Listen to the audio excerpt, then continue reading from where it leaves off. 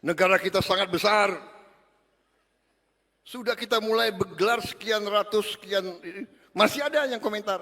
Iya, tapi belum banyak. Kalau nggak ada wartawan, saya bilang ada orang-orang pinter. Kabinet ini kabinet gemuk, terlalu besar.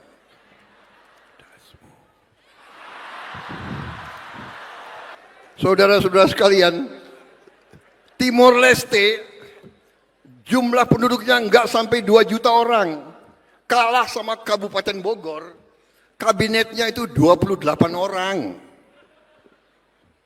nggak sampai, lebih kecil dari Kabupaten Bogor, kabinetnya 28 orang.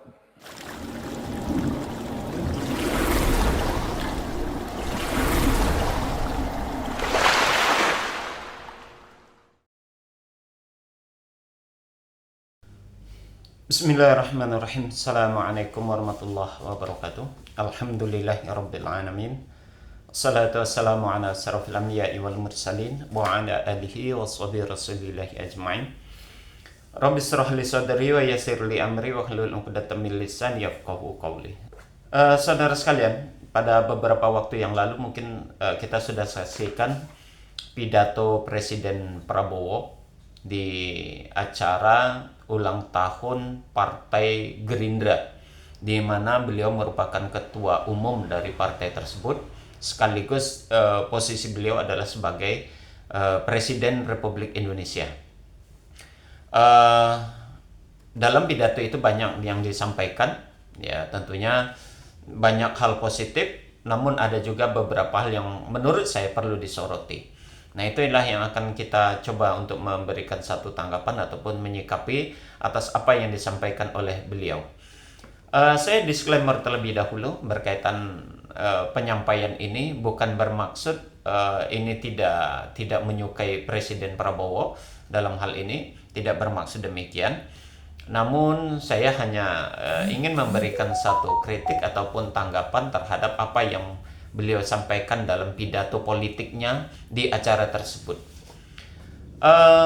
Saya harus fair memberikan penilaian. Pertama begini, terhadap hal-hal yang positif dan baik ataupun bagus dalam penyampaian beliau dalam pidato tersebut, tentunya kita memberikan apresiasi, memberikan dukungan dan sokongan terhadap hal-hal yang positif tersebut. Namun terhadap hal-hal yang sifatnya negatif ataupun yang tidak pas ataupun tidak baik, tentu tidak ada salahnya kita memberikan satu penilaian ataupun tanggapan serta reaksi terhadap tersebut. Ya, khususnya dalam beberapa hal penyampaian beliau terkait dengan isi pidatonya. Dan yang seperti yang kita ketahui, dan ini cukup viral, kata-kata "endasmu" masih diucapkan oleh beliau dalam pelaksanaan atau dalam penyampaian pidato tersebut. Beliau memberikan reaksi terhadap orang-orang yang mengkritiknya, begitu ya, terutama dalam kabinet gemuk yang disampaikan oleh para pengamat-pengamat politik, yang menurut para pengamat politik itu bukanlah satu hal yang efektif dan efisien terhadap kabinet yang gemuk itu. Ya, tidak bisa dipungkiri memang orang juga memberikan satu penilaian bukan tanpa dasar. Dan pada umumnya orang memberikan kritik itu adalah orang-orang yang paham dengan ilmu-ilmu politik dan struktur kabinet itu sendiri, begitu. Dan ini memang sejarah di Indonesia memiliki kabinet yang jumlahnya sangat banyak, sehingga di beberapa waktu belakangan, dari awal pembentukan kabinet beliau itu banyak kritikan-kritikan, sehingga beliau sendiri mungkin gerah dalam hal itu, dan pada akhirnya dalam pidato politiknya kemarin terucaplah kata-kata "endasmu". Nah, kata-kata ini yang perlu kita coba amati, perlu coba kita sikapi.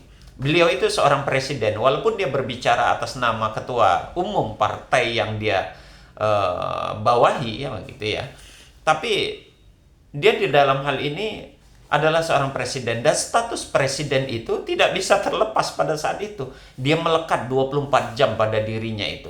Maka kata-kata dia atau ucapannya harusnya mampu dia kendalikan dan mampu dia kontrol dengan baik. Di dalam pidato yang sama, maksud saya itu dalam waktu yang sama, dalam kondisi yang sama, sebelumnya dia mengatakan bahwasanya orang-orang yang di luar kabinet itu, dia berharap mendapat kritikan dari mereka. Namun kenapa setelah mendapat kritikan, setelah ada yang memberi kritikan, malah tanggapan yang ataupun jawaban yang dikatakan adalah endasmu. Ini, mohon maaf, ini bukan bahasa yang harusnya keluar dari mulut seorang presiden. Ini bahasa yang biasanya dipakai oleh orang-orang pasar gitu ya.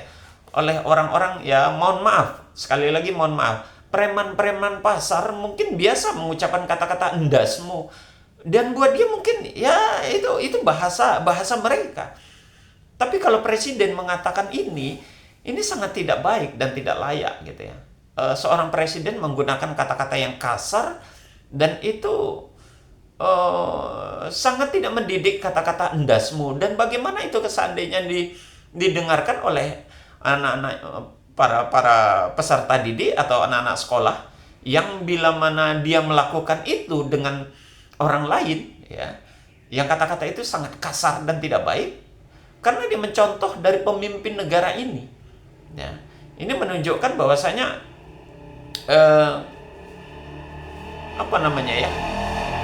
presiden sendiri dalam hal ini Pak Prabowo tidak mampu mengendalikan, menyikapi kritikan-kritikan dengan baik, tidak mampu mengendalikan emosinya dan tidak mampu menyikapi kritikan-kritikan yang datang kepada dirinya dengan baik. Nah, di dalam penyampaiannya beliau juga memberikan perbandingan begitu. Namun menurut saya perbandingan yang disampaikan itu tidak apple to apple. Dia memperbandingkan dengan Timor Leste. Kita tahu Timor Leste itu negara yang baru merdeka kemarin sore. Dan dia bukan negara maju, bukan negara berkembang. Dia baru negara merangkak, menata. Jadi kalau seandainya dia banyak kabinet yang dia tunjuk dalam sistem pemerintahan, ya wajar karena dia memang baru negara belajar, ya negara baru mulai akan menata begitu. Jadi wajar kalau banyak dibutuhkan tenaga untuk menatanya. Harusnya Indonesia ini kan kita tahu negara yang mulai berkembang, bahkan menuju kepada negara maju. Harusnya mengambil perbandingan juga negara-negara yang memang menjadi role model. Kita tahu bahwa kalau seandainya Timor Leste itu belum bisa dijadikan negara yang dijadikan role model.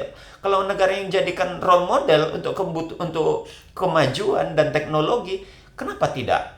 Kalau di Asia ini seperti Jepang, perlu kita ketahui, saya punya tabel ini saudara.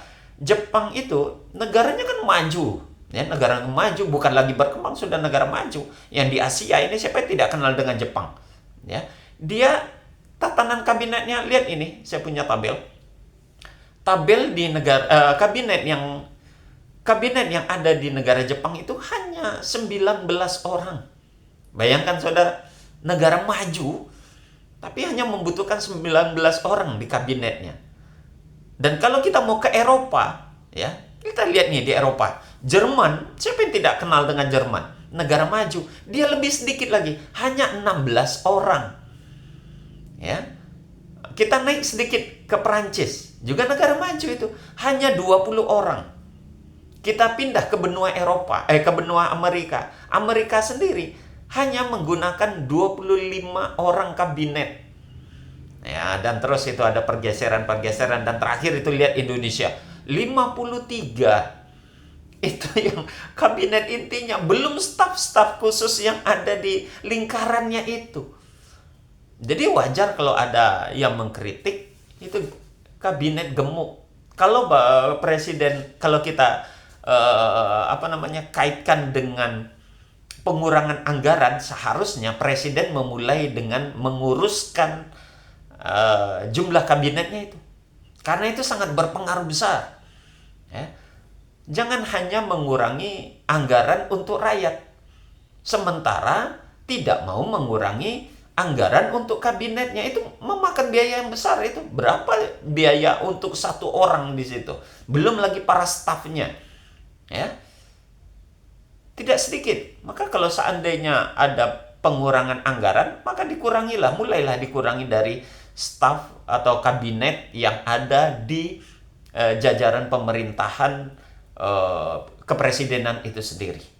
Jadi bukan tanpa alasan orang itu mengkritik tentang kabinet gemuk itu sendiri. Nah, seharusnya dalam hal ini memang presiden harusnya bijak dalam menyikapinya.